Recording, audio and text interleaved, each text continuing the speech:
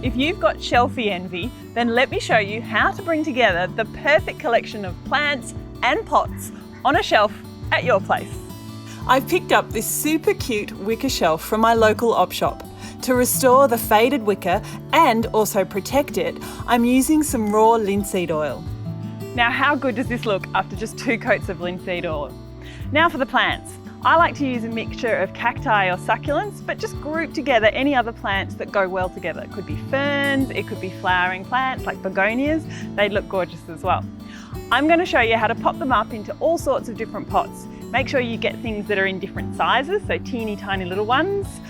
Some gorgeous little upcycled tins from the op shop are great, and make sure you've got on hand some cacti and some succulents. I'm going to show you how to propagate succulents really easily.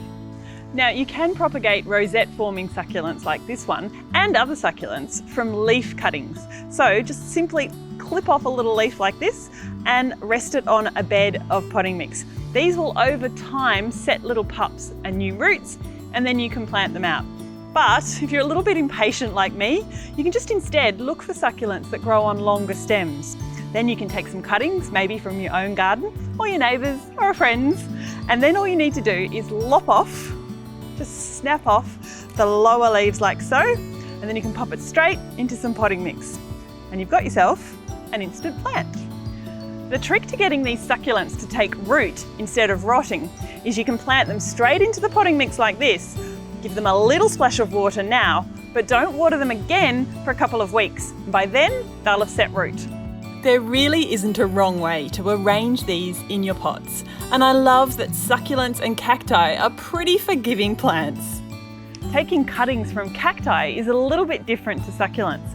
So instead here, you'll see that a lot of cacti send out little pups or little babies off onto the side. And what you can do is you can break one of those off and set it aside so that the end or the wound dries over. And then you can pop it into the soil. You can actually see here on this little guy, it's already sent off a root, so it's ready to pop straight into some potting mix.